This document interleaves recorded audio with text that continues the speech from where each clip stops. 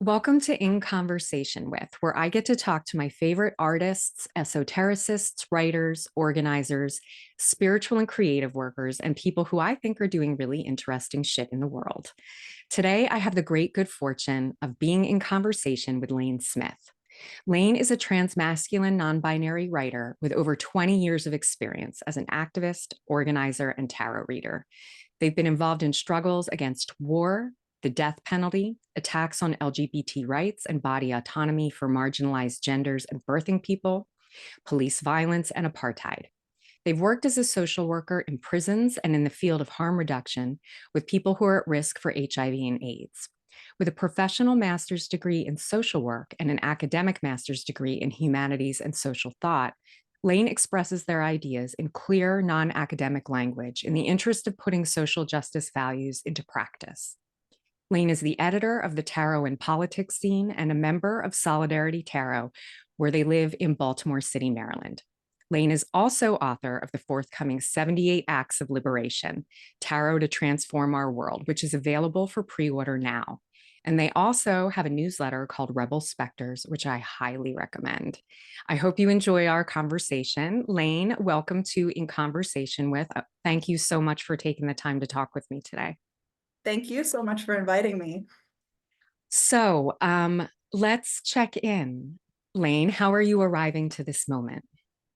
I'm arriving to this moment and every moment really carrying a lot of rage and grief, as a lot of us are. I mean, in this moment in particular, about the accelerated genocide against Palestinians, also genocides in Sudan and DR Congo. I am really having a lot of rage right now about this mask ban in North Carolina, where they're outlawing people wearing masks for health reasons, and it's Republicans doing it, but the Democratic administration in power certainly paved the way for this in this sort of like hands-off, eugenicist, hands-off public health approach that's like, well, personal responsibility, it's on you, do whatever, just get back to work, and don't care about vulnerable people, and please don't read the fine print about what we mean by vulnerable people, and taking away that body autonomy to choose to wear a mask. That's really scary and enraging. And also, I just heard about two transgender teenage girls who were shot and killed. One Black trans girl who was killed in Alabama, and then a teenage trans girl of color, non-Black person of color, who was killed in Las Vegas. And I know that they will not get anywhere the same outrage as Next Benedict did when people thought that he was white and thought that he was non-binary. And it's just, you see how racism runs through every part of every one of these things. And I feel like my capacity to hold rage for everything is unlimited. And they're all connected, right? And that's part of what makes it unlimited. But at the same time, I'm also holding lots of like fierce love and joy about resistance that's happening. Certainly Palestinian resistance, this recent kind of anti-capitalist, anti-celebrity resistance, expressions of like cultural expressions of resistance, everywhere that transphobia or anti-Blackness is being resisted. Also, just as a person who engages with tarot, I feel compelled to note that today is the Romani Day of Resistance, that recognizes a day when Roma and Sinti people fought back from within concentration camps in Nazi Germany with, the few tools that they had available, fought back, and nobody in that camp was sent to a gas chamber that day, because of their militant struggle. And, those histories are always erased for this sort of whitewash, like, oh, nobody resisted, or if they resisted, it was completely peaceful, whatever, which is, we know, is bullshit. The only way that people have survived is through, actually defending themselves against violence and destroying property if need be, and all of those things that are not, you know, acknowledged now as legitimate forms of resistance. They absolutely are, and they're necessary. So yeah, I have all of that rage. I tend to be a rage forward person, but I do have both rage and grief, and yeah, joy and fierce love. And I was just like in my magical practice, I pay attention a lot to time. I'm a Saturn ruled person and a very Jupiter heavy chart person. And so time is important to me. Thursday is Jupiter's day and my favorite day of the week. It happens to be the hour of Venus. And I really feel that benefic support for this conversation. I don't know you all that well. This is, like you said, this is our first synchronous conversation that we've ever had, but my impression of you that I have always had is that you are somebody who really gives people like almost like a radical permission to be themselves and color outside the lines. And you're just like one of the most truly open people that I know. I really feel that. I felt that in the questions that you sent. I'm someone who is pretty hyper aware of when someone wants to seem open, but is actually controlling, or wants to seem like supportive and empathetic, but actually has an agenda. I'm very like hyper aware of that. And your questions that you sent felt really the opposite of that, and just really felt like, here's a bunch of portals. And I was like, I feel like there are 1,000 conversations that we could have. I felt like I could be in a cabin with you for a week and we wouldn't run out of things to talk about. Like, I don't know. I felt like, here are some portals, these questions, and that you genuinely would be up for the adventure no matter where I took any of them. Like I just really feel that from you. And I don't even know that much about you. I don't even know your sun sign. I don't know, like whatever, I don't know, but I feel that vibe from you of like true acceptance and like up for the adventure, and like you could go anywhere and I'll be there with you kind of feeling. And that is so calming to my nervous system as somebody who is really vigilant against manipulation. Like I tend to prefer people who are like right out front with their bigotry, really like direct about whatever it is that they're trying to do. Because then even if they're not bad, it's just like if they're giving advice, I'd rather someone just give the advice and then I can choose to accept or reject it. But people who like, I think too, it's because of my training as a social worker.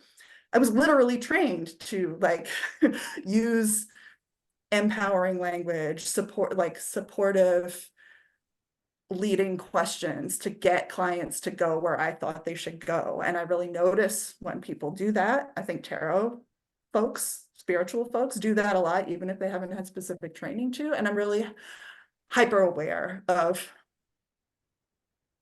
leading, coercion. This is where I want you to go. This is what I want you to see. This is the point of view I want you to take. And I'm really resistant to it.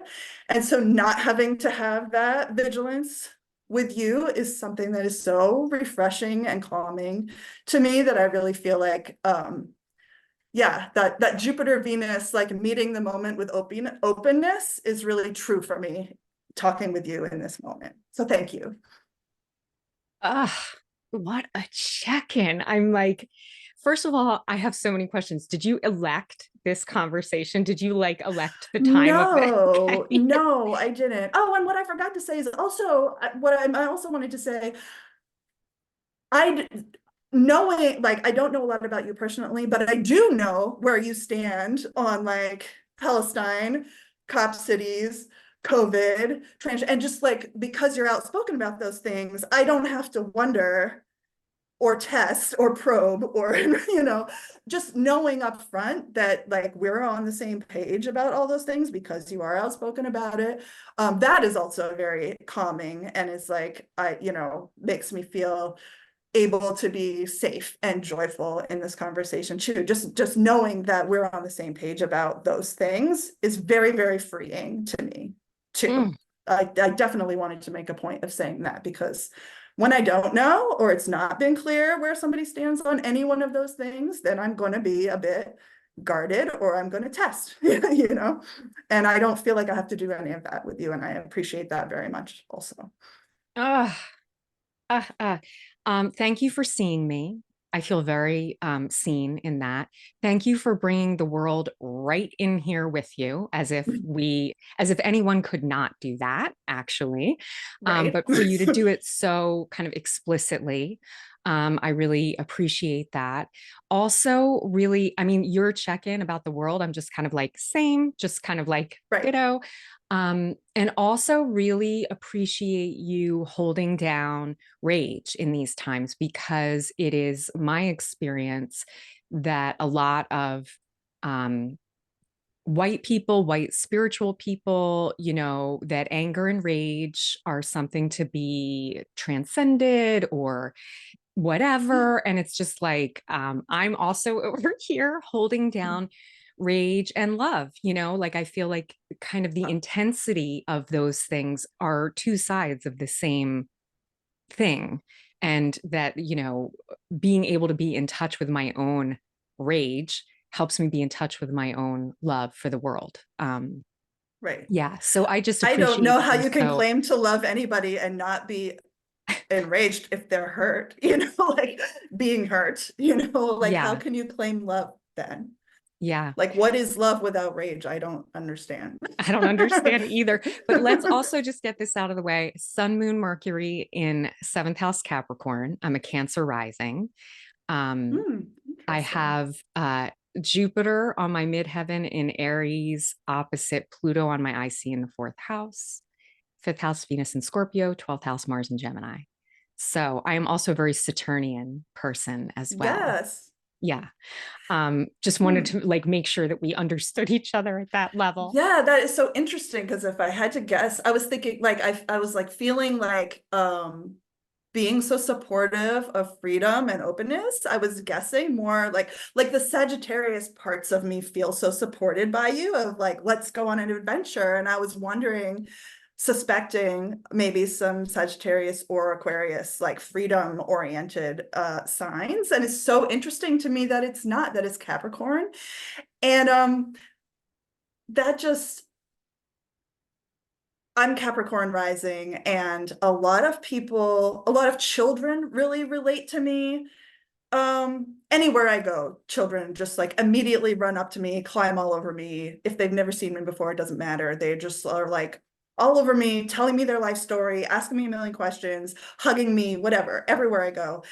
That has been true for my whole life. It hasn't changed at all in my gender presentation. I get a little more nervous about it now because of um the right saying like trans people are pedophiles and whatever. I like worry about the optics of that, but that has not changed like children's perception of me at all. And I always thought it was because of the Sagittarius in me, that kids were like, oh, this is just a big kid. But I have realized later in life that it's not that. It's the Capricorn um safety, like being like, I'm a safe person.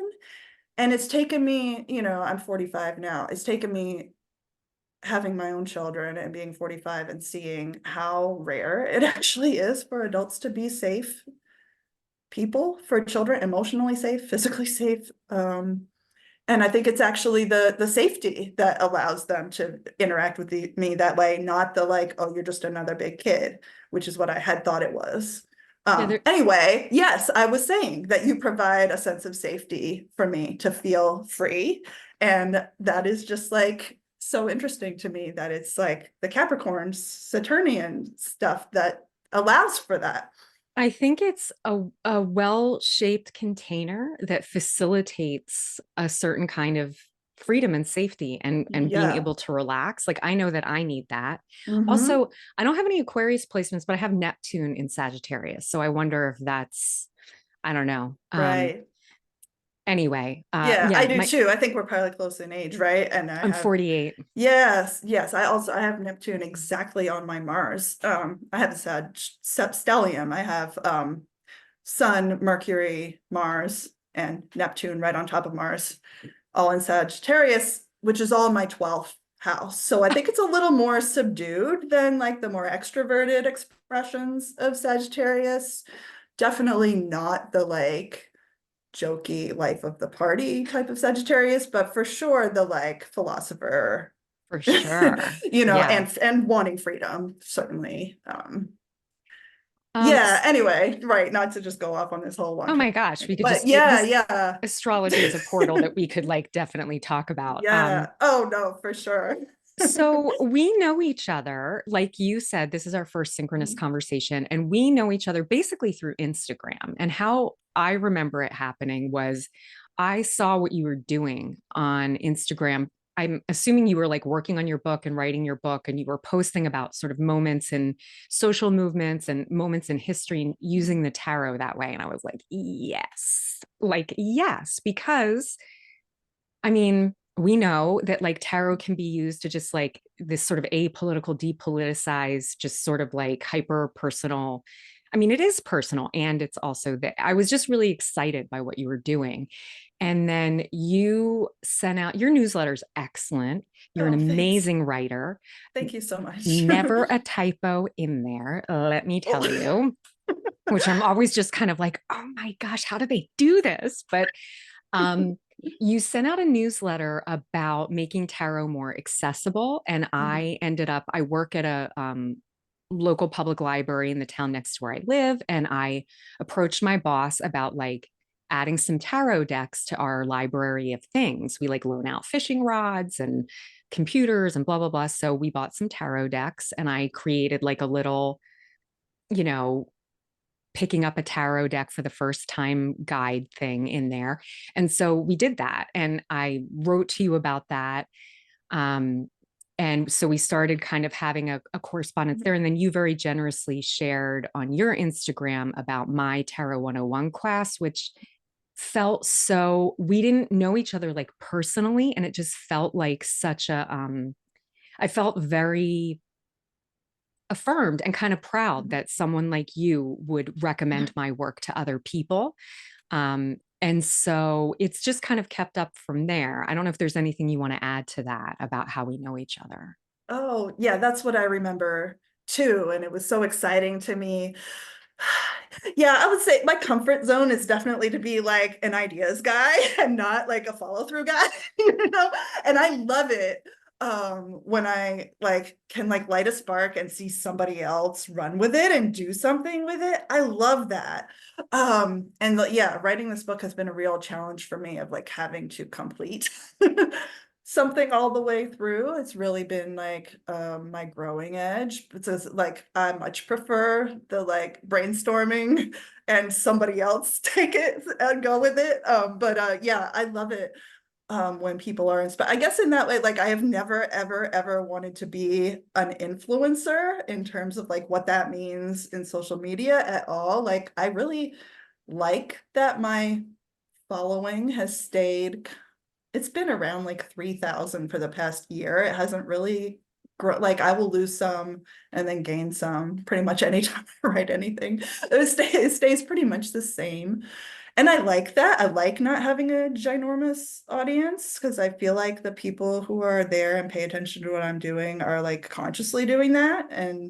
Um and they know what I'm about and they're there on purpose. And I, anyway, what I'm saying is I've never cared about having like lots of people looking at me and in the way that like social media you're primed to sort of aspire to do. I love it when people unfollow me. I feel like I'm doing something right. But at the same time, I do like influencing people, like that Capricorn. Like I do like seeing that I have an impact. And I see that I do. I have seen when I do. I mean, I have people who follow me with much larger accounts than I ever hope to ever have. And I see how I've influenced them either to speak out more or whatever. I've had people message me to tell me that they've gone to their very first protest ever in their life because of me posting about Palestine. and about just like what protest is and what it's for, and just like knowing what to expect to make it a little more accessible and not so scary. And they were like, I never would have done this if I hadn't seen you post about that. Or like I posted about like how to call your congressperson. This is what will happen. This is literally what will happen. You don't have to explain yourself. You just say, I'm going to make, like, I just explained what would happen. And more people, I think, did it and told me they did it because of me. And I fucking love that feeling, right? Like, who wouldn't? Right? Like, I don't want to be a celebrity by any means. I don't like having the spotlight on me at all. But I love having an impact for sure. And I was so fucking thrilled when you told me. I was like, I'm just dreaming. Like, I just imagine tarot decks were available in libraries so people didn't have to fucking buy them to test them out. Because how many people, you can't just buy endless decks, and people do, and they have these huge collections that they're like, well, I don't really use these, and then people like destash, and that's cool, and getting used decks definitely helps. But and I've definitely benefited from that. But to have them in libraries would be so awesome. And you were like, yeah, and I'm gonna do it. And I was just like, yes, people who actually do it, do the things. I love that. I love that. I appreciate you sort of naming this nuance between not wanting to be an influencer and wanting to have an impact, because I really relate to that.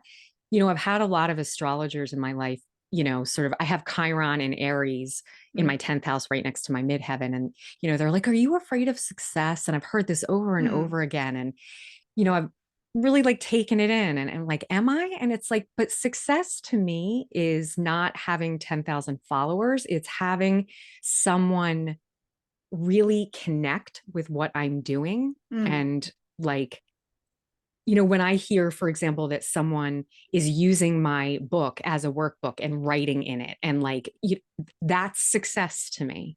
It's not like how many people, it's that like that's the weird idiosyncratic thing that I am up to is something that impacts someone. So I think we're similar in that way, that like, I'm not, I don't have any desire to feed an algorithm or do the right, things that they say to do to like get your podcast out there. It's like right. my work will find its audience. Yes. I remember Demetra George, I did a workshop with Demetra George on the anniversary of her publishing of Mysteries of the Dark Moon.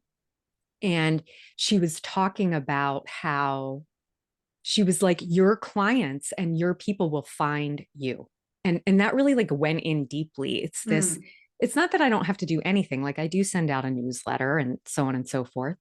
But I don't feel like that sort of scarcity pressure that you have to chase it down and you have to maintain it or you're going to lose it and you need to grow. I'm just kind of like, but do I? you know? yes, Yeah. yes. I feel, and like, we have opposite rising signs. So my 10th Yeah. house is Libra, and Libra is 10th house. Libra is where I have my moon and also Pluto. And to me, that has really I've really come to understand that 10th house in terms of like, um, well, the Pluto there, I really see as redefining success, really like transforming Mm. what success even means. And then having it in Libra really is about integrity to me. And that's very, very personal with the moon there also. Um, but I think, yeah, similar results from our having opposite orientation. And I use whole signs. I don't know if you do, but my midheaven is not in the 10th house. So like my purpose isn't even anything to You're a do with 10th house things. Scorpio, right? I have a Scorpio midheaven with Venus right on it, and Your exactly Venus on in it. Scorpio too. Yeah. Are you? Yeah, Fifth yeah. house. Yeah. Right. And so, yeah, that authenticity piece and like digging deep And and also like strange provoking. beauty, strange, Yeah, yeah, yeah. like Mm-hmm. weird Right. Venus. Yeah, all Yep. about it. Yep. And you're doing that in public. Yeah.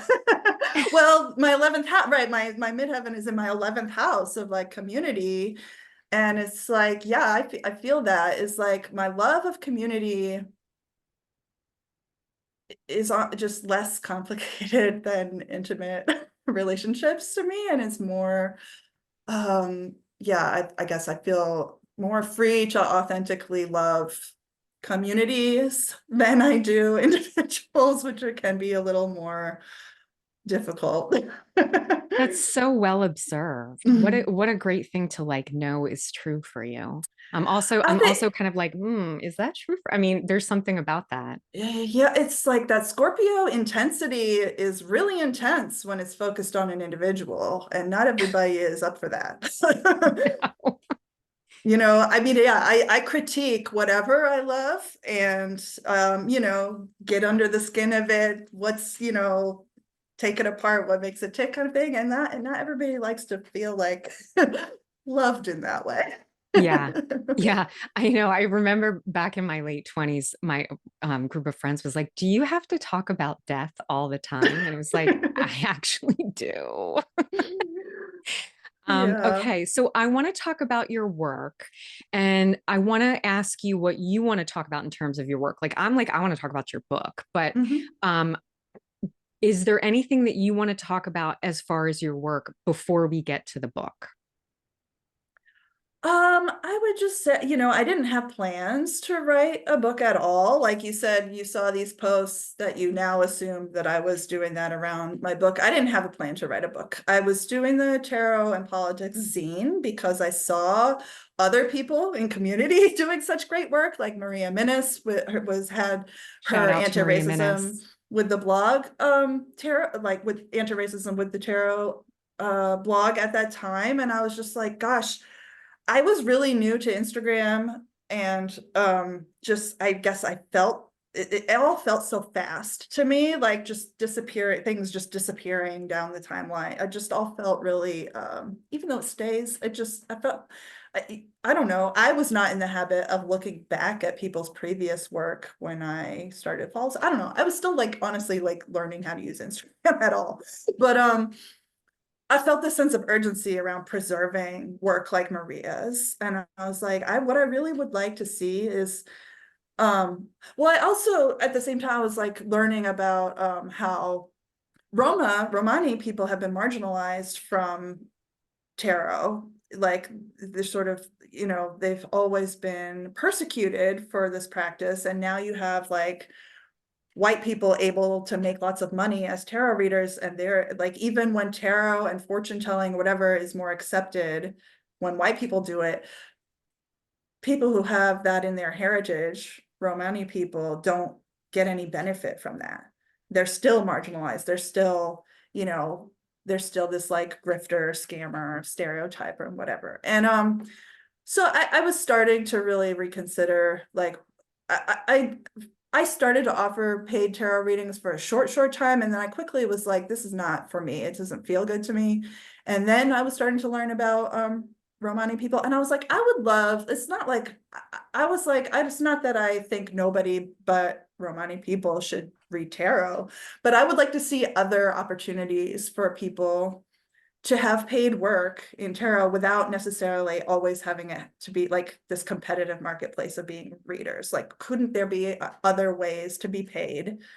And I thought it would be cool if it was a paid venue for like thinking about tarot with highlighting, voices that have been marginalized, Black folks, disabled folks, neurodivergent folks, queer folks, And so I really was trying to highlight those voices and pay them for it. And I was in a different financial situation when I started doing that in 2021. I was married, and I had enough disposable income that I was able to pay contributors. I paid them like $50 a contribution, which is like, with inflation and everything, is like nowhere near a professional rate anymore, but it was like an okay rate, in 2021. Anyway, I was like, I ditched my first Instagram page, which I only had for a few months, where I was trying to sell tarot readings, and I started a new page to promote the Tarot and Politics zine. And I was like, I got to fill this with some kind of content so people will know about the zine, right? So I would just started playing with um just like political interpretations of cards, just like for fun, no plan. I didn't brainstorm a whole list of all the cards first. It was just sort of like, as I thought of them, let me just for fun fill this with content so people see something here, and eventually there will be enough people to have an audience for this zine. And I felt really invested in it because it wasn't about promoting myself. It was about, promoting these other people's work for the zine. And to me, the focus wasn't like just this filler for the page, but people really did like that stuff. Like you were saying, you really liked those posts that I was doing. And actually within like a month, I think it was like July that I started doing it in 2021. And in September, an agent reached out to me about making it into a book. Wow. And I was like, what? I haven't even been on Instagram for a year. This is wild. I thought it wasn't real. I did lots of investigating about this person. I was like, this is for sure a scam, but it wasn't a scam. And I was like, well, at that point, I had done almost all the cards. I think I had done most of the cards. And I was like, let me just cut and paste my captions into a Word document to see how much I've written in. And it was like 50,000 words. And I was like, well, shit, this will be easy. It's like, it's practically a book like half written already. I'll just like expand a little more than what I already wrote on these cards, and bam, that's a book, and people want it, and cool, that'll be easy. Well, nothing is ever that easy. It Famous wasn't last that words. easy. Yeah. It wasn't that easy, and it took over a year to find a publisher that was willing to take it on. There And who's publishing it?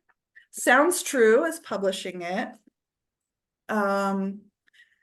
Yeah, we shopped it around. I wrote the proposal and sample chapters and stuff, and we sent that around, and it took a long time. People, like, editors would be excited, but then like higher up in the company, they would be like, no, or just market. It would finally get to like asking the marketing team, and the marketing team would be like, I don't understand who this is for. We can't market this.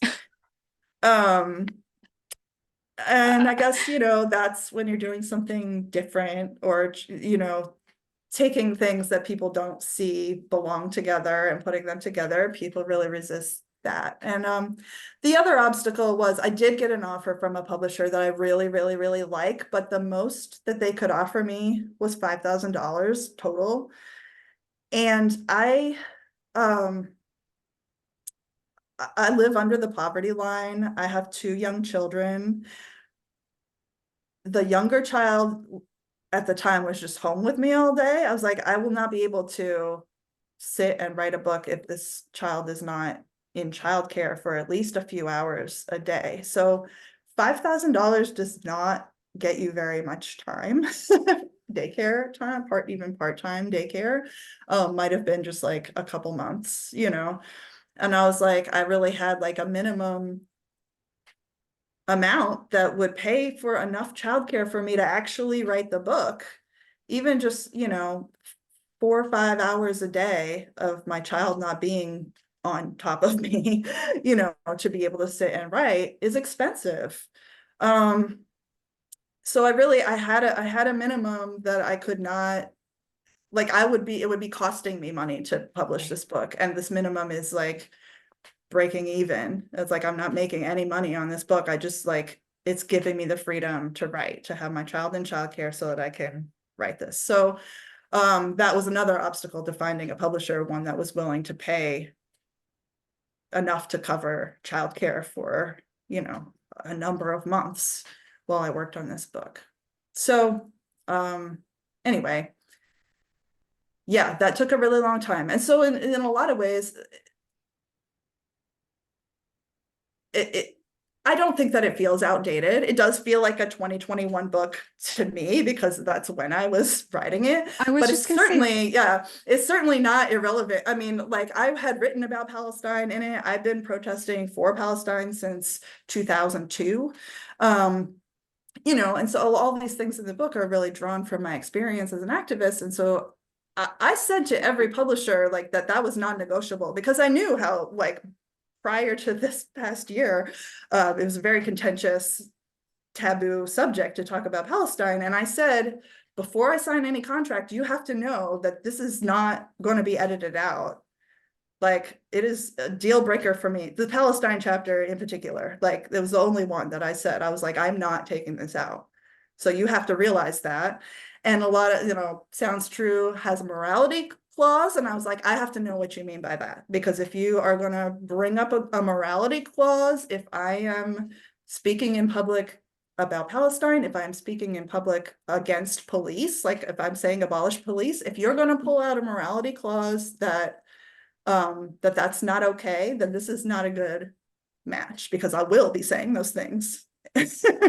and they were so like I was just like, let's have this out front before I sign anything. So I was able to feel good about it. Now, as the political circumstances changed, and Palestine became an even more of a heated issue, and then more and more crackdown, I started to get pretty worried about whether they were, I mean, I saw lots of people losing jobs and opportunities for talking about Palestine, and I was not unafraid of getting canceled, because I would have owed all that money back. If they canceled the book, I would have had to pay all that money back that I had spent on childcare to write it. And so I was afraid of that happening, because I just like going into deep debt. It's not, I'm already in deep student loan debt. It's just like more debt would have been really bad. So have they been So sticking by you with this? yeah, they have. They Shout out have. to Sounds True. Right. I have had such an excellent experience with them. I have heard, I don't want to say who or details or anything, but I feel like I have had the best experience with a traditional publisher of anybody that I know. Um, I'm I'll so just glad leave to it at hear it. that. I'll leave it at that. Yeah, I'm But so glad to hear it. yes, I've been yeah. very wary of I mean, I work with Cosmic Doghouse because I'm friends with Aurora Brush and their Cosmic Doghouse Press. It's kind of like um I'm really glad that you found the right home for your book, both in terms of like the material conditions under which you needed to write it, and also just being able to be reassured that you can talk about it and promote it, and that they're going to stick by you, and that you like talk to them all about that all up front. um, Yeah. and when you were talking about this feels like a very 2021 book, I feel like I know what you mean. And I'm also like, this book feels like it's coming out right on time. Like it feels so on time to me. Yeah, it's just like time is cyclical, which I do talk about in the book, but it's like, okay, I talked about the Me Too movement in association with the devil card, which I didn't have on my Instagram. There are a few cards that I adjusted a bit, and that was the devil. I had talked about sort of like the sexual revolution, which was like a little bit too broad and not a specific movement. And so I talked about Me Too with the devil card in the book instead. And just now, like Harvey Weinstein's case is being reassessed in the worst way. It's just like all that stuff is all coming up again. Um, Cancel culture conversation, like I talk about that in reference to Me Too, about the racism of anti-cancel culture is in there. Because the devil is sort of like about opening up a Pandora's box, and not being able to control other people, and being a pattern breaker and things like that, which I really Mm. see in the Me Too movement, of like everything that it has brought up. And it's like renewed relevance again and again. Yeah, the good news and the bad news is it's like Yeah, evergreen. I right. want to read a little bit from your website about the book, because I Oh, want sure. people to have a sense of, and also just congratulations on the beautiful blurbs that you received from Oh, readers. It was thank really, you. Yeah, I really exciting haven't to see that. Yeah, I know I haven't made any of this public. I haven't even announced that it's available for pre-order. I haven't shared any of the blurbs, and nobody, like, I will, but yeah, I dread the marketing self-promotion piece so much that I just was like, I'm not, like, 3 months is like I cannot do promotion before it's 3 months before publication. Like I can't imagine like focusing on that for such an extended period of time. So I was totally. like, June I will start, and not before. But I do want to tell people who are listening, Yeah, pre-orders are really important for books. definitely. They really help it reach the widest possible audience. So if you're listening to this, I mean, you should definitely buy this book. It's going to Mhm. be sort of it's going to take the arcana out of the box in a way that I think is, I mean, not even having like read the book, but just knowing what your work is like. And just Yeah. hearing you talk about the devil just now, it's like, it's really like take the arcana like really out of the box. So, what you say about this is behind every story about tarot and about the world are power relationships, which are also invisible. 78 Acts of Liberation examines the structure, history, and components of tarot through the lens of power, helping us better understand power dynamics in our life and in society. After a brief history that highlights often ignored aspects of tarot's past, Smith guides us through each card with reflections about clarifying our values and putting them into action. The cards are organized numerologically so that each number corresponds to a type of action, from ones as acts of initiation to tens as acts of generation. Every individual card offers questions for personal reflection and social consideration. Each major arcana card is illustrated with an example from a social movement, from the indigenous water protectors to Me Too, that illuminates how we can put the power of these timeless archetypes into action today. Every minor arcana card is linked to a practical and actionable term to know or skill to practice. 78 Acts of Liberation helps us explore what our core values are and how we can put them into action, how we can be socially engaged, whatever our life circumstance, whether it's through what we teach our children or through collective action and protest, and how to sustain ourselves over time and through challenge. As Smith explains, truth alone will not set us free. We have to act on it. This guide offers inspiration for action, action that can feel joyful, hopeful, freeing, and empowering. Huzzah to that, I have to say. But to me, the most like gets me carbonated is behind every story about tarot and about the world are power relationships, which are often invisible. Yes, talk about it, please. Yeah, yeah. One of the parts of the book that I'm most proud of is a critical history of tarot, talking about how a lot of those power relations have been obscured in how we tell how tarot came to be. And like I've already mentioned,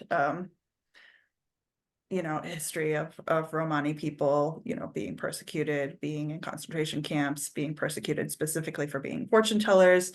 And it's like, I hate that like we have to explain to people why they should care.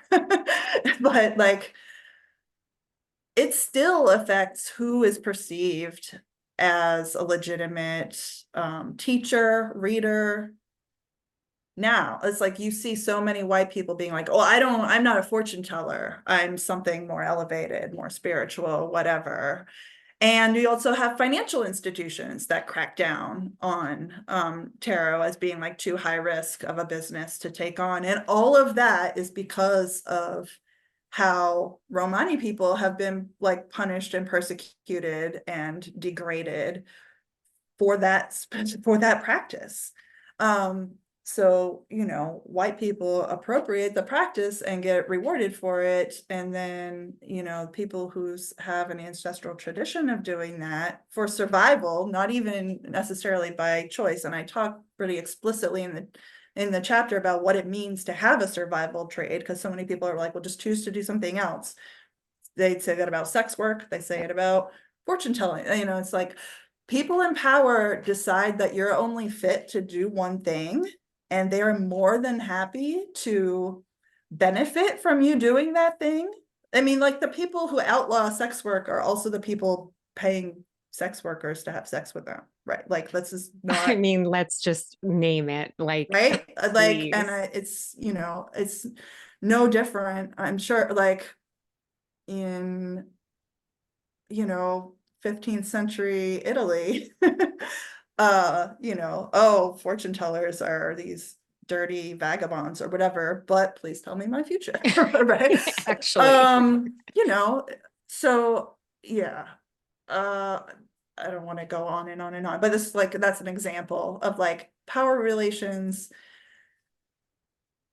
throughout history that still impact things now, and it still matters. It still matters. There are still so many Romani people living in poverty who have never received any kind of reparations, even though they've both been in chattel slavery and in Nazi concentration camps. Both 300 years of chattel slavery, being in concentration camps, no reparations ever, because when reparations were paid for Jewish victims of the Holocaust, that was like, well, they were persecuted on the basis of their culture, and nobody was willing to say that about Romani people. They were like, well, they were persecuted because they were criminals.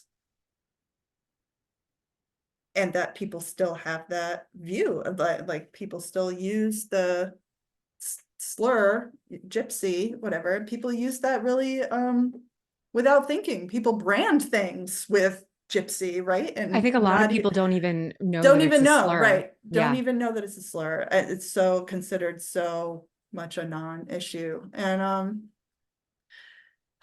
it's so relevant now, I think, because so Romani people migrated into Europe, but I feel like the relationship, the power relationship, wasn't about who was there first. It was there are similarities you can draw between white Europeans and Romani people who immigrated into Europe with Native people in the Americas and white Europeans who came in. And the similarity isn't about who was there first. The similarity is about the power dynamic, right? The power that white Europeans had, the firepower that they had, the ability that they had to persecute people. And I think it's important to have a lens on what is the real power dynamic and not have it be a conversation about who was there first. And that's Mm. obviously relevant when we talk about Palestine, because people want to argue about who was there first or who's really indigenous or whatever. And it's like indigenous is not a who was there first conversation. It's a relationship to the land. And it's about the power dynamic that occurs between indigenous people and settlers and like a colonizing power. And you have to be able to identify and name the power dynamic regardless of identities and origins and that kind of thing. Like the power dynamic is really the key. Yeah, I really feel like this is important, and it's such a great it's such a great example of what's the word I want to use? Getting to the real heart of the matter. I mean, it's Mm-hmm. because I've been studying counterinsurgency a bit just through Millennials Are Killing Capitalism, did a counterinsurgency study group, which I was part of. And I'm going to talk about this in the quick fire round a little bit, but I Mm-hmm. think part of counterinsurgency is about narrative and about the story that Oh, gets told. And yes, counterinsurgent absolutely. narratives really do flatten into like who was there first and what is the identity, and that is a misdirection. Right, Whether the person doing it is intentionally doing it, the fact of the matter is it is a misdirection from what the real issue is. And you are identifying so clearly that the real issue is the power dynamic. Who has the power? right. And what does that look like, not in an abstract way? And so the idea that you're actually looking at the arcana this way is exciting to me, because it doesn't, the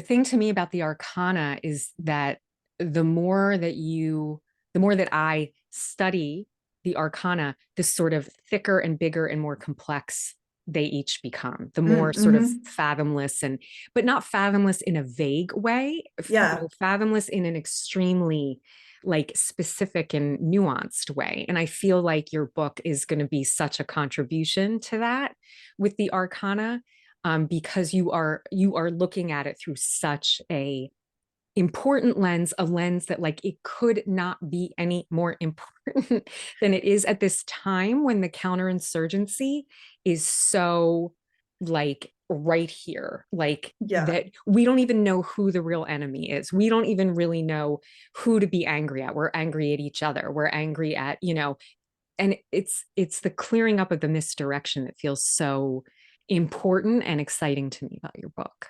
yeah. Thank you, thank you. Yeah, what was I gonna say?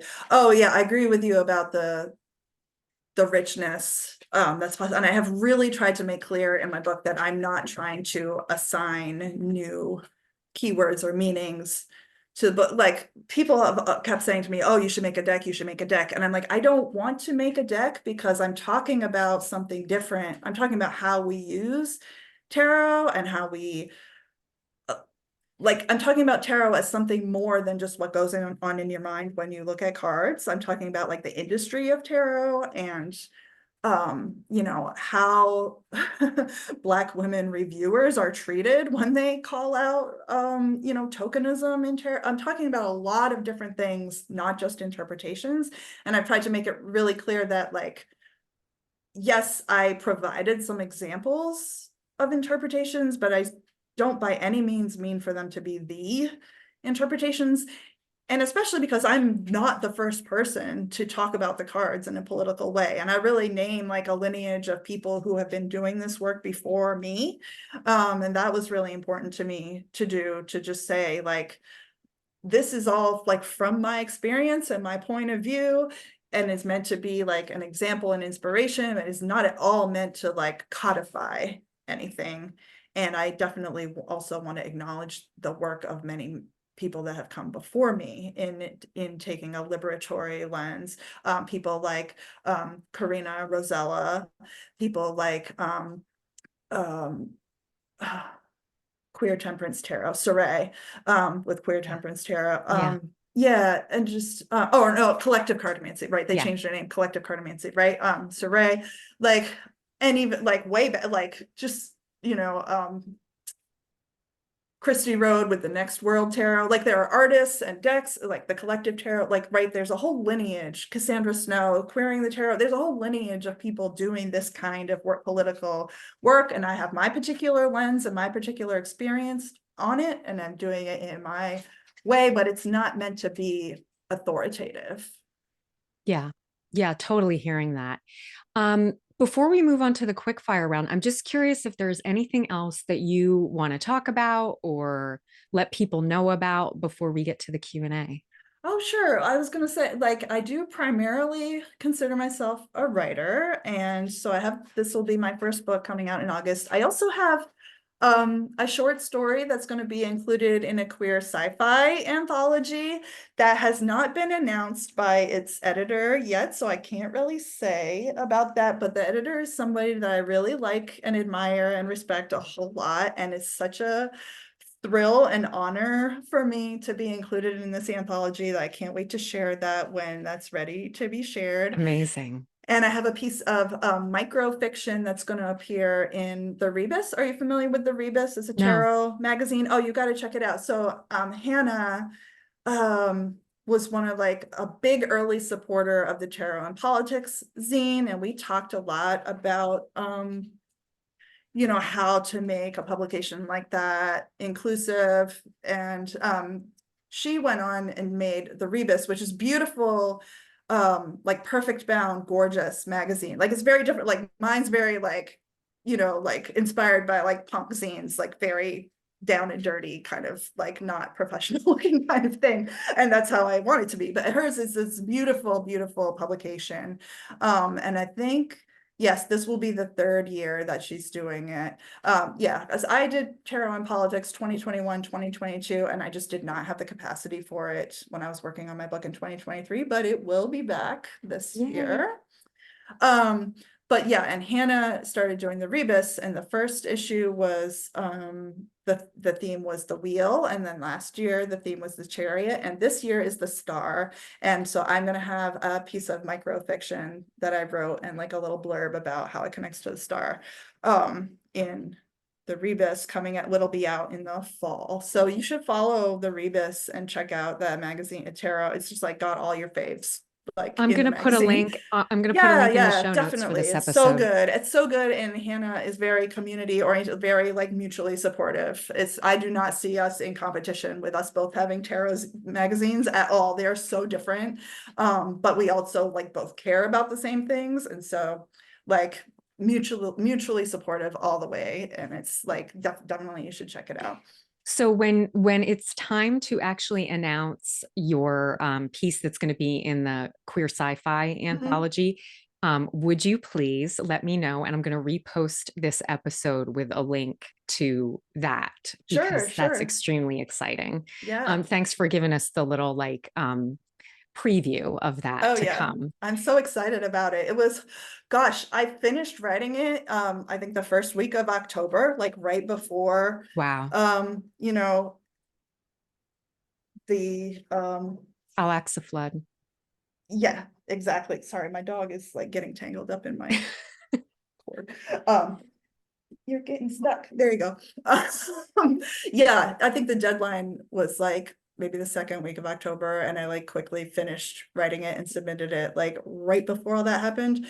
And as you would expect, the story is very political, and I'm not going to say that it was prescient, but it's definitely relevant to things that have happened since then. And yeah, I have not written a lot of fiction, but I just felt really excited and inspired by the prompt for this one, for this queer anthology, sci-fi anthology. I've always been a big sci-fi fan, but I have struggled to not be overly didactic in my storytelling. Like I always have like a political point that I want to make. And I don't know, recently I have learned a lot about the CIA's influence on our taste in literature and all of that. And I was just like, you know what? I'm gonna stop telling myself this story that I'm just a bad storyteller and I need to stick to nonfiction. Um, because like I had sort of resigned myself to that. Like I love reading science fiction and I'm just not, that's just not what I'm good at writing. That's fine. Then I was like, or is it that like the people reviewing my fiction have not been the people that I care about impressing, right? Yeah. And so having an editor who is Black and queer and has a different point of view than a lot of the people with editorial power loved it, loved my story. And I was like, oh, it's not just me. It's not that I'm bad at this. It's that like the standards that we're taught to value fiction by are anti-political on purpose. Counterinsurgency. Yeah, exactly, Yeah. exactly. So that has just been a great experience to have to realize that like there's more possible when it's not just white supremacists in power, right? When you can Amazing. have like a Black queer editor, then there's more stories that are allowed to be told and still benefits me. Like I'm going to get paid for this piece. I'm white, but I'm going to benefit from this queer Black person being an editor, right? Like it's not like there's not a scarcity of like who gets It's how we all more get rights or it's how whatever. we're all going to get free It's how actually. we're all going to get free. Yeah. Exactly. And that's like just one example of that. Love that for you and all of us. So are you ready for quick fire? Let's take a pause for a second. Great. I'm going to pause the recording. Hang on for 1 second. Okay, so quick fire round. Okay. So how this works is that you and I will answer the following questions. We can take our time. And if you want me to go first, let me know. Otherwise, I'll have you go first. Sound Okay. good? Mhm. What are you practicing right now? I'm practicing connecting with my body. I am very much just like cerebral, sedentary person. I've always been that way. Like as a kid, as a teenager, very daydreamy, um, chill person. And yeah, I really, so let me backtrack. At the beginning of every year at New Year's, I draw cards for the year, like monthly, like a card for each month of the year. I actually draw two cards for each month of the year, and one card is something to like embrace or say yes to, and one card is like say no, set boundaries Love that. around, avoid that. It's like a yes, no, for each month, like in advance. Like I do it all at New Year's. And for May, for what to embrace and say yes to, I had pulled the Five of Pentacles. And I was having a really hard time with that, reading like what is to embrace about like what I see as like physical hardship. Uh, I was like, I don't know. And May is Taurus season. I have Chiron in Taurus, and it's in my fifth house of pleasure. And I definitely do have blocks around like pleasure, physical pleasure, certainly. Like it just, I was like, it felt really not good to have pulled that card for May, and I felt really stuck about how to read that. And then something just drew me to listen to, it was just like a 10-minute um reading from embodied astrology for Taurus season. I listened to it, and it was just for Capricorn rising specifically, and it was about like getting uncomfortable in order to have pleasure, and just being like, Mm. sometimes what you think is comfortable is really just familiar and is actually really painful. um and that really resonated with me a lot. It's just like, yes, I am, my comfort zone for sure is to like sit. I could sit for 8 hours straight with no problem, and if I'm writing or reading, and I would mostly prefer to do that, honestly. Like I don't, yeah. That like Taurus fifth house pleasure definitely like has that lazy expression for me. Like I love to just curl up cozy and just like Same, eat as same. much as I want. And yeah, no, that's for sure how I experience pleasure a lot, is to do nothing and eat good food. That's, I love that. And I'm not sorry that I love that at all, but um I know that I feel that I have struggled with depression my whole life, and I know that being more physically active helps with that, but I still find it incredibly difficult to motivate myself to be physically active. Anyway, the reading, that it was a podcast reading. It was on Spotify. Was like, get out of your comfort zone, go out and do things that you don't normally do, get uncomfortable to like open up possibility for new pleasures, and breaking old, familiar things that you think are pleasurable but actually aren't serving your pleasure. And I was like, yes, that really speaks to me. And I just like was looking for opportunities to go out and do things, but then there were also just opportunities that came up that I would never have said no to anyway. Like early in the month, a tattoo shop near us was doing a fundraiser for Gaza that was like, get a tattoo this day, selected from specific flash. This was a like relatively cheap tattoo, not cheap, but like not like this whole design meeting or whatever, just get like specific flash related to Palestine, and all of it will go to families in Gaza. I was like, yes. I have tattoos, and in fact my first tattoo ever was a Palestinian flag in a heart that says freedom fighters with like barbed wire. I got that when I Wow. was like 30, like in 2009, when I was getting arrested protesting the bombings of Gaza. I got my first tattoo when I was 30, because yes, I'm a Sagittarius, but I'm like, it's permanent. I have to really think about something Capricorn permanent. rising, you're like, I need to really Right. think about I this. have to, yeah. So I was like, okay, I'm never going to change my mind about how I feel about Palestine. That I can put on my body. That was in 2009. But so again, I was like, oh yeah, I wanted a tattoo for this moment, and I hadn't gotten any other tattoo in the last 15 years, and it'd been a long time.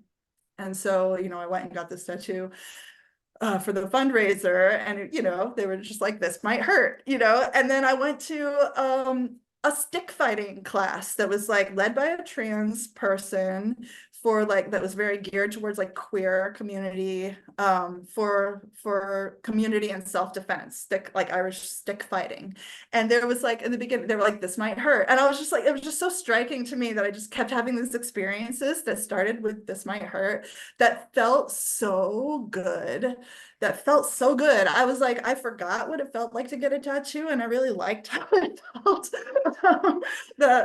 I just like the pleasure pain mix kind of thing was like good. And the stick fighting class was like the best, most fun I've had like in so long. It was so great. I just was like, yes, this is, I cannot do like a treadmill for being physical. I cannot. I cannot. Um, as a teenager, I would hit like a punching bag in the garage, and I was like, I could see myself doing that, but I'm just not still like motivating myself to do it for the sake of exercise is just not, and it's alone is just not, it's not, I know it's not going to happen. And to spend money like that on like a punching bag, it's not in the cards for me right now. But I was like, I dropped $20 to go to this class. Yes, that I can do. And it was that same like channeling rage into something community oriented and developing a new skill. And I was like, yeah, I'm getting my 5 of wands on here. Like with this group, we're literally like fighting each other with these foam sticks, like wrapped in duct tape. And it just, I don't know, it was so fun. And I definitely am going to go back and do that again. Yeah. I But so, love that. yeah, that whole like leaving your comfort zone to find real pleasure instead of the pleasure that you think is pleasurable because it's familiar. Yes, that was really resonant for me. That's also just such a great, I see the Five of Pentacles and I have immediate associations with it. And so to actually hear that is like another little key tucked in there. You know what I mean? It's Yeah, great. because like I see it as like hardship, but it's like, Right. okay, it doesn't have to actually be that serious. Like it It could could be a be shakeup. discomfort. It could be Exactly. discomfort, like get uncomfortable. Um, yeah. So practicing reconnection with my body. Part of that, the desire to do that too, comes from like I realized over the past couple decades, I've made worse and worse romantic relationship decisions, mainly because of like convincing myself of somebody being a good match for me based on like a set of logical criteria of like they have the right politics, this and that, like check the box of like this should be a good match for me because these are the things that they're saying. And I guess I just naively would like believe people when they say who they are, like believe people when they say who they are, but like in the most naive way of just like, well, they said they're feminist, so they're feminist, right? Like, um, and just yeah, just having this like the more I had bad relationships, the more I self-protected myself to be like, well, they have to meet even more criteria, right? They have to check even more boxes, and still really intellectualizing of like I'm not going to be like I just attraction and like the response of my body had less and less and less to do with it. Because I mean, when I was really young and I was like I would get really passionate about somebody, and depression really fucked me up. I mean, I had lots of suicide attempts, and like that passion can really get out of control when you're young. And I just, to protect myself from that, I really was like, my body doesn't have a say, right? We're going to approach this in like, what is going to be a good person for you?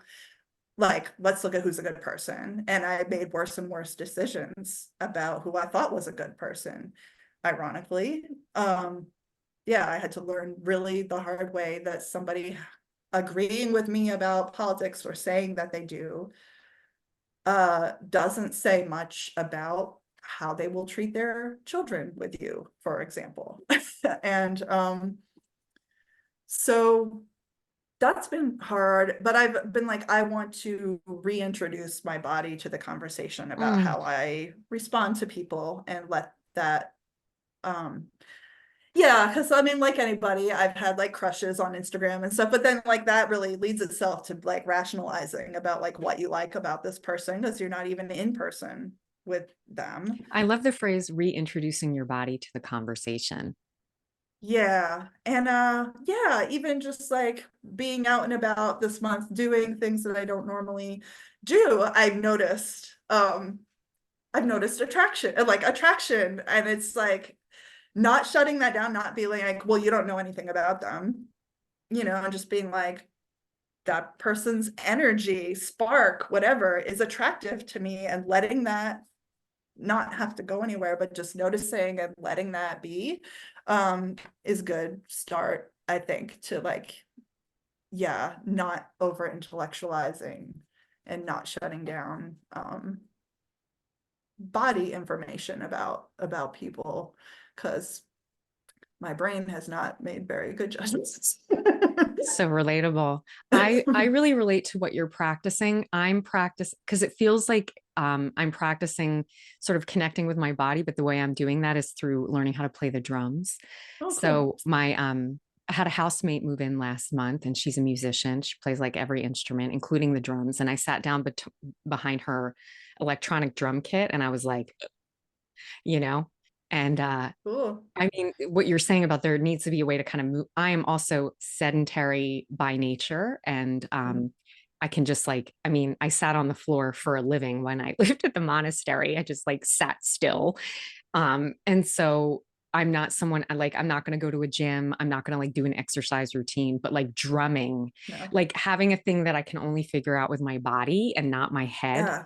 is like, that's what I'm practicing right now. So I feel Yeah. like we're Yeah. actually kind of on the same page. Cool. Okay, so what or who are you listening to right now? I mean, I would always say I'm listening to the people most affected by whatever's going on. You know, like I just, yeah, I don't ignore like the student protesters at universities recently. I don't ignore that, but it's easy to get like really caught up in like what are allies or protesters saying or what are celebrities saying or this kind of thing. But I always bring it back to like, let's not forget, what are people on the ground in Palestine saying? What are, you know, transgender people, especially poor and Black transgender people, saying, as opposed to just what are the big gay organizations or the like the upper class white celebrity culture of queerness, like what are they saying? Well, I want to know like what is actually going on with um poor people, like poor queer people who may not have access to all of that. You know, I don't, you know, I don't know. Yeah, just the people most affected. I'm always, I don't do a lot of listening. Like, I think you meant the question to be like auditory, and I just don't really do that. I don't absorb information that way particularly well. So I don't really listen to a lot of podcasts. Yeah, I don't actually even listen to music all that much. I do Uh-huh. if I'm driving. I can't really hear while I'm doing something else. It's like not possible for me to multitask. So like a lot of people listen to audiobooks and podcasts and stuff because they can multitask, and I can't even hear it if I'm not just like literally sitting still listening to the podcast, and I don't really have time like that. It's not a time saver for me to listen to Right something. on. I have to focus so much to understand what I'm hearing that it's just not my preferred method of getting information. Yeah, So when I say listen, I mean like I'm reading what people are saying and things like that. totally. But yeah, I just decided to interpret your question that way because I'm Right just on. not, yeah. Yeah, I'm primarily an auditory processor. Mm. So there's a few things I'm listening to. It's spring peeper season here in the Catskills. So when I have my Oh, windows open at night, like listening to that ancient evening song, I'm listening to my housemate Robin, who I mentioned is a musician. She's a singer-songwriter. And so I was like baking banana bread in the kitchen yesterday, and she was like playing songs and singing at the kitchen table. Like nice. that's amazing to listen to, and also listening to Dylan Rodriguez, who I mentioned earlier. Um, he is a scholar and teaches at UC Riverside. And he wrote a book called White Reconstruction. And he is someone who is talking a lot about counterinsurgency and recommended that Millennials Are Killing Capitalism do a study group around the counterinsurgency field manual, which is a joint publication of the armed forces about like how to do Right. counterinsurgency. And because counterinsurgency is our culture, like the larger culture that we Hmm. live in, the dominant culture, it's Right. very hard to see and identify. But once I've had to like listen to his podcast interviews over and over again. And now, like, even in our conversation, like the big gay organizations, what are they say? Like, that's all counterinsurgency. And it's not Right. that like good doesn't happen like as a sort of byproduct, but it is primarily counterinsurgency. Like, Hmm. Black Lives Matter Plaza is counterinsurgency. Like, Being a social worker was counterinsurgency. yes, I like, mean, that doesn't mean right. It doesn't mean that good things and help isn't part of it, but it is primarily Yeah. counterinsurgency. And so I'm listening to Dylan Rodriguez. I'm listening to these teachings on counterinsurgency because we enact counterinsurgency when we're not aware of it, and it's Yep. something that I'm seeing kind of how the left is sort of eating its own. Mm. And it's not that like certain things don't need to be pointed out or talked about or struggled over. And I'm just kind of like to keep, I feel like listening and studying, listening to Dylan Rodriguez studying counterinsurgency is helping me keep my eye on the ball in terms of Mm. like, you know, so anyway, that's what I'm listening to right Yeah, now. cool. I'm gonna check that out. Yeah. I can send you some Yeah, links. yeah, yeah, dude. What are you reading right now? I am reading No Spiritual Surrender by Clee Benally. It's No Spiritual Surrender, Indigenous Anarchy and Defense of the Sacred. Clee is an Indigenous person, anarchist, who died, I believe, the last day of 2023. And I just, yeah, I feel like I'm not well read on the perspectives of Indigenous people to the Americas. I know a lot more about Palestine just from the activism I've done over the past 20 years than I even do about them, and much more than I know about Indigenous people living here. And I wanted to read the perspective of an anarchist. When I first became radicalized in 2001, it was a very, I mean, it was the war on terrorism. It was, just post 9/11. There was not a lot of activism. People were really scared. And, I'm sure there were anarchists doing things that just were not as visible to me. So the group that I saw doing something, I immediately joined, as far as like being anti-war, anti-Islamophobia, and that kind of thing. And that was a socialist organization. I was a member of that organization for 15 years. I don't regret that I couldn't be in an organization like that again. It's like the particular kind of like large socialist organization that prioritizes recruitment to their organization. That's one of the reasons they were the most visible, and often like the big groups that we see visible now, like PSL, are like put on big, and it's sort of like, how is all this being funded? You don't really know. That they are able to do these big actions, big, well-funded actions, and be very visible, which I hate like the sectarianism of the left and like infighting and stuff. And you're not going to hear me slamming particular factions of the left. I don't do that. But during those 15 years that I was part of that kind of organization, it was very like anti-anarchist, like you have to hate anarchists, you have to be against anarchists, you don't trust anarchists kind of the whole time. And I didn't really question that, I guess. I was just like, yeah, that's anarchism. That's not what we're doing. Fine. Like, so I didn't learn very much about anarchism until more recently. And now I still wouldn't really put either label, socialist or anarchist, on myself. I'm a leftist, but I don't like have a particular faction. But I would say, I mean, in the past year, I feel like I have become more sympathetic to what anarchists are saying than I had been even just a couple years ago. And I'm just interested to know more specifically about that point of view. And also just like in my book, the high priestess, like defend the sacred, is sort of like the slogan of the high priestess in my book. It's like water protectors are the group that I I love chose for the high priestess. And I don't have an awesome relationship with the high priestess card, or I don't see that card come up for me hardly ever. And I don't so therefore I don't think about that card all that often.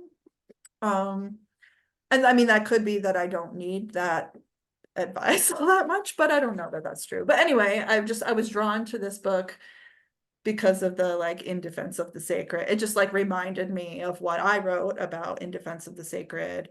And just as I'm exploring my spirituality continuously, and as that's developing more and more through my life, I just was like, this seems like this might unlock something for me to read Mm. this indigenous anarchist in defense of the sacred book. I've only really just started it, but sorry, that was a long way of saying Oh, that's what I'm reading right now. I love that. I'm a high priestess soul card, so I Mm, love that take on the high priestess. okay, I'm a Um, chariot. Just oh, far out. That makes yeah. sense to me. Hmm. Oh Yeah. yeah. Oh, I Yeah. would love to hear what makes sense, but Um, yeah. well, so speaking of anarchists, I'm reading Hmm. Arm Joy, which Oh, is a cool. That zine sounds good. Oh that you yeah. can actually like get online. It's by Alfredo Bonanno, who's an Italian anarchist. He was imprisoned for 18 months when he wrote this book for writing this book. Oh, I want And to read it for sure. he says the spirit of this book is to show how a practice of liberation and destruction can come forth from a joyful logic of struggle, not a mortal schematic rigidity within the pre-established canons of a directing group. And I just, if let me see if I can find the one line. Um, it is a real contradiction to talk of joy seriously. It's a short Hmm. little, but I'm enjoying it Yeah. immensely. Cool. I'm gonna check that out. Yeah. Yeah, maybe I'll link to it in the show notes. Yeah, yeah. Okay, what are you watching? And this, I'm asking that very broadly. Yeah, I also don't watch a lot of like I don't watch any like TV shows or movies or anything, mostly because like my kids are with me, or it just doesn't seem like a good use of my time, the few hours a day that I have when they're in school. It's like not like I just feel like the day I already without watching things, I feel like the day is just over like that. So I don't watch. And so I guess words that I would prefer that are more active, like I think of watching as being really, really, really passive. But like things that I'm observing or witnessing. Honestly, I mean, yes, everything in the world, but we've talked about that. But I've really been observing intensified hostility towards children.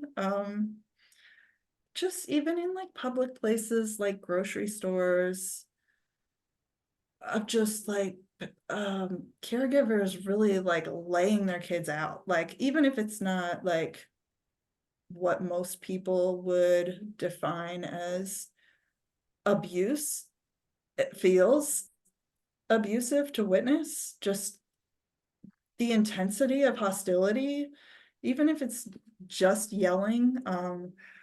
Oof, it's I don't know. I've just seen it really ramped up hostility being expressed towards children specifically.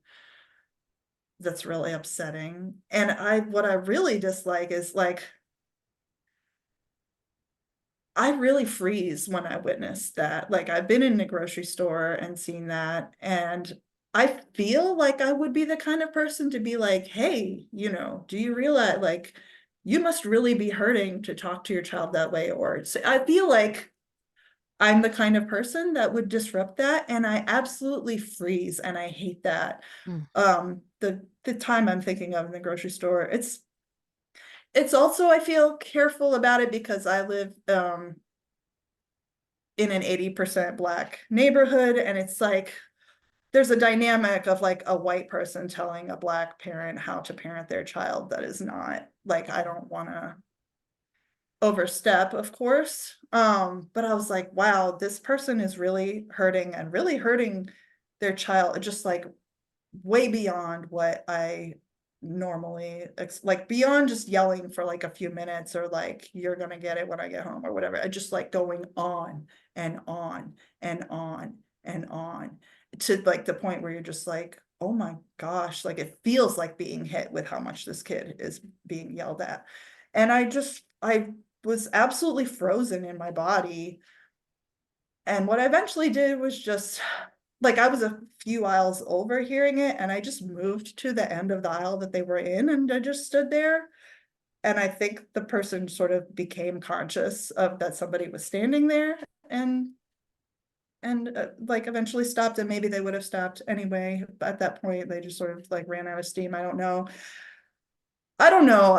There have been more times than just that one where I feel like I should intervene, but that like social conditioning of like, you have no right to say anything about how somebody else parents their child is so strong. And also, I think, I don't know, I don't want to, I just like, it surprises me how much I freeze in those situations because I have like confronted and intervened police um attacking full-grown Black men. Like, I'm not a fearful person. I'm not a like, like I have gotten up in cops' faces and I have stopped police from taking away a schizophrenic Black man neighbor of mine who was, having an episode. And just like I am not someone who is afraid to step in.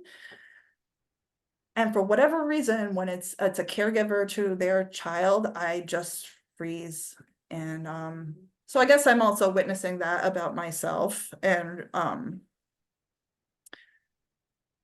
wondering why I'm not more like my brave self in those situations, and just wondering like, why is that the authority of a parent so much more a line that you don't cross than like the authority of police or the authority of like some other official that I have no fear about, and I will just tell them to fuck off. Can I make an observation? Yeah. First of all, I just like appreciate you like naming like an actual just like everyday moment of life in the midst of collapse and what we're all living through and how Mhm. fucking stressful it is, especially for caretakers, and that children are Yeah. basically bear the brunt. They're like the final Yes. stop. And it makes me think of a psychoanalyst and Buddhist practitioner Mark Finn. I remember him saying one time when I was at the monastery, he's like, there are no grown-ups. And I Mm. and I was thinking about that when you were telling this story. And it's like in that moment, that caregiver, it's like, it's not even about like, their parenting. It's like, are you okay? Like, what do you need right now? Right, Like, do right, you can I do you need just 5 minutes? I'll just hang out with your kid. Do you need to just like, are you okay? Because I can see that you're not okay, right. you And I know? definitely thought that. I wasn't like, oh my God, look at that terrible No, of parent. course. I thought exactly what you're saying. And I'm gonna say it's weird for 100%. a 6 foot tall white masculine person to be like, I'll hang out with your kid for a Of moment. 100%. There's no way I can do that, right? Like, Yeah. yeah. Yeah. And I think it's really just, the difference when I hear you talk about like your fearlessness with the police versus a caregiver. I mean, the cops are the cops. You know what I mean? Oh This yeah, this right. this caregiver is a person who's like suffering under late stage capitalism, Right, exactly. Yeah. white supremacy, cis heteropatriarchy, the whole thing. And it's kind of Yes. like, it's not the same thing. You don't want to like get in a person's face, Right, right, right, Yeah, I don't know if it's just like, hey, I see you, and like I see how hard it is. It's like, is there anything that I can do in this moment right. for you? Yeah, I would You have know? wanted to say that, and I felt absolutely like my voice was Of course. I mean, gone. look, I I'm felt saying this frozen. now, but in No, that yeah, moment I I would have been know. completely frozen too, of course. Yeah, it's tough. But I Yeah. think, what you're observing about like that, that children are basically like this culture hates children. And I'm not talking about Yes. caregivers. I'm talking about this culture Right. hates children. Well, the culture also hates caregivers, and then like, Exactly. yeah, Yeah. Mother's Day is such a weird thing because there's like certain people who sort of think mothers are on this pedestal and are like that, like they're punching up when they like talk about mothers. And then, yeah, like it's just this weird dynamic of mothers are elevated in this narrative way and then actually face so much violence and oppression and exploitation. And like, It's a that's setup. It's a it's total a setup. setup, right? It's a setup, exactly. And Yeah. it's just, yeah. Um, I'm gonna do what am I watching? I'm gonna take a Mhm. bit of a turn here. I'm watching, well, let's be real. I'm watching a genocide unfold on my phone Mhm. every day. I'm watching that. I'm watching resistance to unfolding genocide unfolding. Mhm. And I'm also watching the unfolding of spring. Mhm. I've had several really important people in my life die at this time of year. So this is an anniversary of a lot of grief. And so watching the unfolding of spring is this like unfolding of life that also touches these losses. And I'm just always aware is like, is this the last spring that I'm gonna get? And I Mm, find that every year I sort of am watching it more and more closely, because we don't know. We don't know. So I am watching kind of spring TV, like the sort of psychedelic green and just what's flowering when. And so mhm. I'm sort of holding that kind of like your check-in. I'm like watching the unfolding of spring at the same time as I'm watching the unfolding of like collapse and, Yeah. you know, all of that. What question are you living into right now? Yeah, this might sound counterintuitive as the world is like We increasingly love counterintuitive over here. dangerous and precarious. Like, it's more dangerous in terms of like COVID, climate change, police violence. It's more dangerous and precarious for everybody. It's also me as a transgender person, as a person living in poverty, as a sole caregiver to two children. And like, there's a lot of ways that there's a lot more like danger and scarcity and precariousness. But I still, anyway, find myself living into the question of like, what have I been protecting myself from that maybe I don't need to anymore? Or Mm, like, what have I been protecting that doesn't need protection anymore? Or like that kind of thing. And that's hand in hand with this practice of being more connected with my body. It's more, instead of like, my comfort zone is certainly the big picture, politics, and then the fear and protection is definitely around like intimacy. And so like an example of how I'm living into that question is like later this month, I'm going to do something that is so wildly out of character for me. That was part of that like get uncomfortable in May thing. I'm going to do this queer speed dating thing, which I absolutely dread. Like the idea of speed dating is so appalling to me, but it's sort of like, okay, it's connected to what I was saying about like having your body be part of the conversation and not this like ongoing getting to know someone and rationalizing why they're a good person or whatever kind of thing. Like the opposite of that would be like first impressions, but also it makes me think about like how I present myself to somebody quickly, because I noticed that like the Capricorn rising part of me either wants to like list accomplishments, right? Like here's my it's so resume, real. right? Like I'm a writer, I'm an activist, blah blah blah. Like my resume basically. Or let me present you with all the like obstacles, like this is never going to work unless you're okay with the fact that like I'm a single parent of two children and this is my schedule, It's and the you know what I mean. disclaimer The resume. disclaimer resume, exactly. It's That either the resume or the disclaimer resume. And so I'm also, I guess, living into the question of who am I when I'm not writing, parenting, or doing activism. Like who am I outside of those things, and how do I say that to somebody, instead of the resume or all the reasons why it would never work. And so let's see if you can get past that hurdle, then we can talk or whatever. You I know what I love mean? that. Like, I love that, that the process of doing this speed dating might be just your way of refining, hello, Capricorn rising, refining the Yeah, way that you answer that question. right, right. I love that. The question I'm living into right now, I alluded to this earlier, is who is the real enemy? As someone whose Mm, rage lives inside of me, like, an ongoing lava flow. I'm really aware that how quickly that can get turned onto the wrong situation or the wrong mm, person or misplaced or misdirected. And so for me, a question I'm living into is like who and what is the proper target of my rage in this mm. moment? And Yeah. I have no lack of them, and they are not like my friends or my comrades or my neighbors or um, the sort of mid-level. It's really sort of knowing who's making the decisions and moving the money and um, all of that. So what is keeping you up at night? This might sound obnoxious to start with, but I sleep well at night. Me too, and like And blessed be.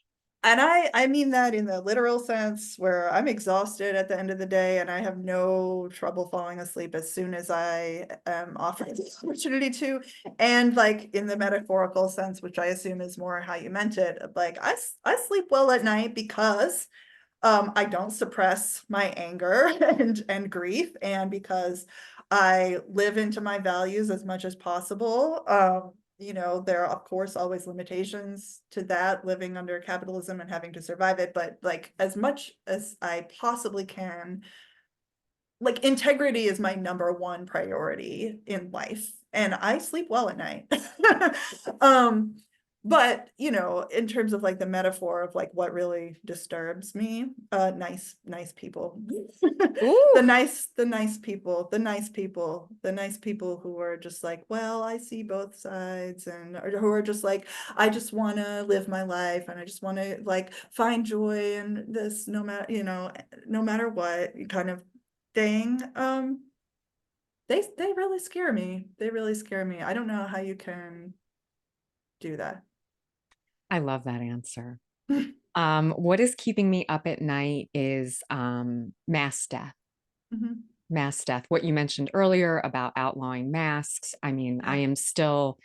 I haven't eaten at a inside of a restaurant since February of 2020. And, Oh yeah. you know, No, I haven't either. Yeah. I live every day like my life depends on protecting Oh no, I myself from an haven't had. ongoing Yeah, yeah, pandemic, you know, and so yeah. that is definitely keeping me up at night. What's inspiring you right now? Um, I love seeing when people are not afraid to make connections, connect the dots. Like, you know, I knowing all the like negative response that I have gotten about like putting tarot and politics together, like from political people being like, oh, you're like one of those woo-woo kind of people, I don't want anything to do with you, or the other way of just like, you got to bring politics into this, spirituality has nothing to do with that. People don't like putting those things together. Like certainly there I have like people who do like that a lot, and I am appreciative of those people. There are plenty of people who want nothing to do with bringing those things together. And so when I see like ACT UP being like really pushing those big gay orgs on Palestine, and like being like queer, like Palestine is a queer issue and insisting on that. I fucking love that, you know, and just I'm so I talk about ACT UP in my book also, and just like to see them sort of resurging in relevance now around Palestine is so gratifying. It's like I have ACT UP as the death card in my book, because of the whole like silence equals death around like HIV deaths way back. But now they're saying silence equals death about Palestine, and really like pushing like this is a queer issue. It's not just that like some people will be like, oh yeah, you know, yeah, the people who are trying to be like, oh, Israel is this haven for queer people, and like, oh, do you know what they would do to you as a queer person in Palestine? Like, people will be like, yeah, it's separate, it's separate, it's separate. It's not just that it's separate, it's Palestine is a queer issue. And people who are like willing to like actually connect those dots, I find so inspiring, because I know the hate that you get for when you do that. And also people connecting the pandemic and Palestine, being like, how are you as a leftist going to be like, I am against mass death in Palestine and you won't wear a mask to, you know? Counterinsurgency, counter-revolutionary and Yeah, counterinsurgency. Oh right. my It's God. like you're not even willing to protect your comrades. Like, what is like people who will connect those dots? I love that shit. Mm. Oh my God. I love that too. I mean, the whole thing is like you want to change the world, but you don't want to wear a mask. Like it's so counter-revolutionary to me. I'm just like I'm not mystified. Like I understand how much energy has gone into COVID denialism and so on and Right. so forth. Right. But and also I'm just like, what is inspiring me now? Artists are always inspiring me. And my friend Nina Hatfield is running co-resting groups, which I just started going to. Um, she's certain groups that are for people with energy limiting conditions due to long-term disability, long COVID, and then Mhm. other groups that are open to anyone. And I feel like it's been a space, basically, you know, you get together on Zoom, there's a quick check in, then everyone goes off camera for anywhere up to an hour and rests, like whatever that is for them in that Mhm. moment, and then comes in and checks out at the end if they want to. And for me, it's been a reclaiming of what my meditation practice, it's been difficult since I left the monastery to kind of enter that the way that I used Mm. to do. And so this feels like a way to reclaim the sort of being part of human being. There's something about doing it with other people. It's just Mm. such a simple container, and it's been really powerful and profound for me as someone who really is like, I'm a get it done kind of person. So to Mhm. actually practice with other people turning that off has been very inspiring and opening to me. What has your attention right now?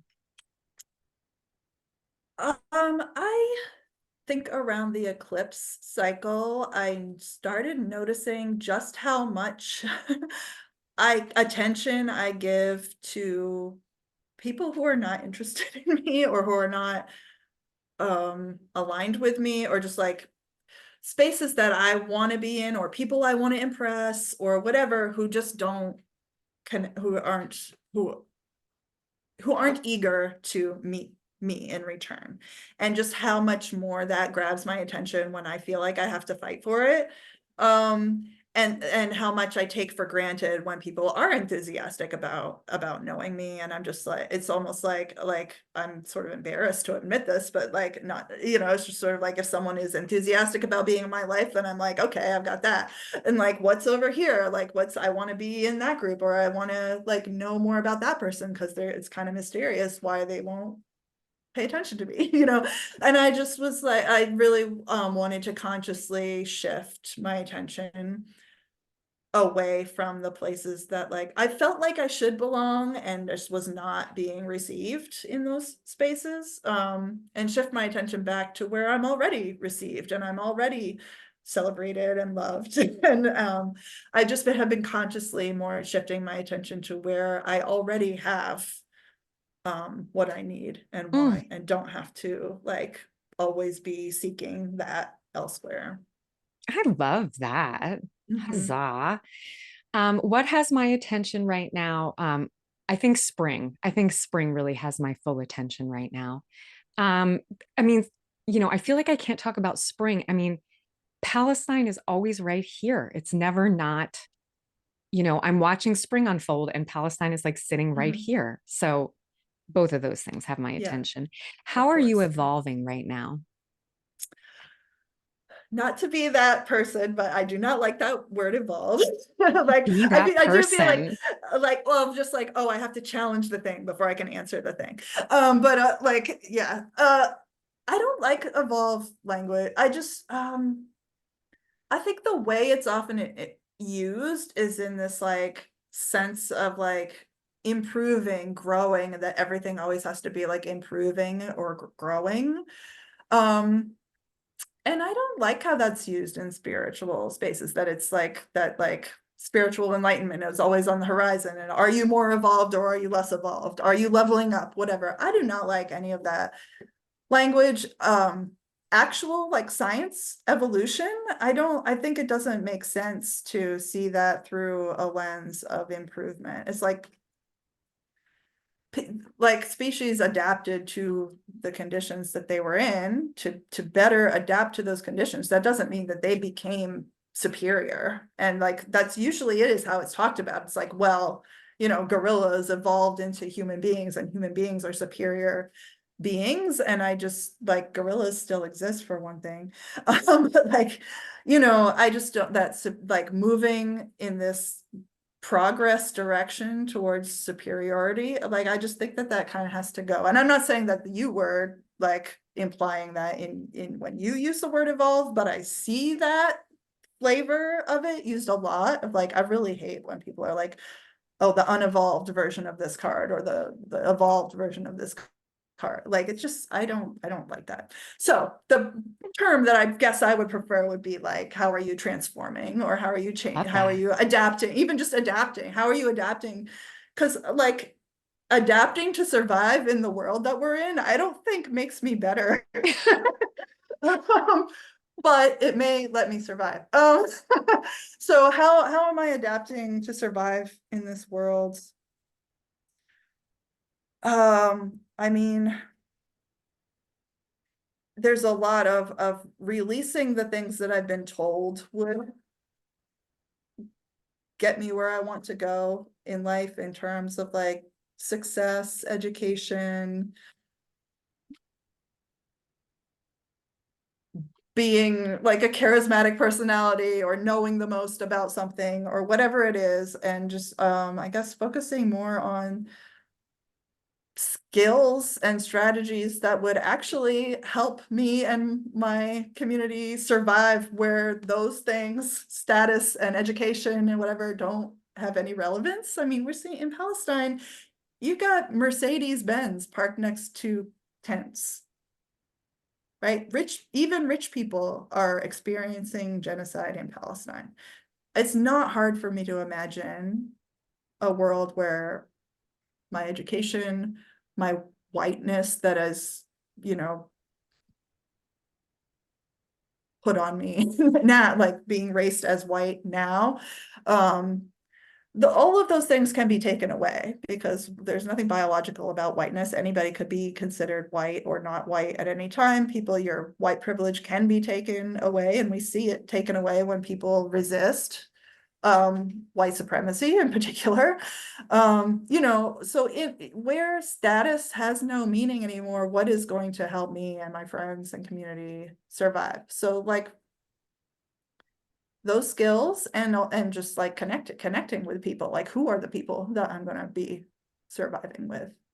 So it's just a different focus than um what's going to build stability for my life in the way that I've been told, as far as like making enough money or owning a house or whatever. Like to me, it's sort of like I can't even see a future where any of that matters. Yeah. I really appreciate, I feel like I'm going to reframe this question as how are you adapting to your current conditions? I feel like that's Yeah, such a great reframe of this. And I like totally agree with your whole like progress narrative and better and all of that. So I feel yeah, like that makes so much sense. sure. Um, and I feel like one way that I'm adapting to my current conditions is through some deepening friendships with um, queer people who are a generation younger than me, Mm, and both by sort of eldering. I mean, as it turns out, I'm 48. Like, when yeah, did yeah. that happen? Is that I have lived through some shit, and Hmm. but also just learning so much from there's something about intergenerational relationship Yes. to me, intergenerational queer relationship in particular, that is so nourishing kind of in both directions. And to your point, it's sort of like I just know someone who just died like 6 months after they retired. Mm, And I'm like, I'm taking my retirement right now. I am doing everything that I want to right. do now, not assuming that there is going to be anything at the end of this anything. Dude, the Um, oceans are literally boiling.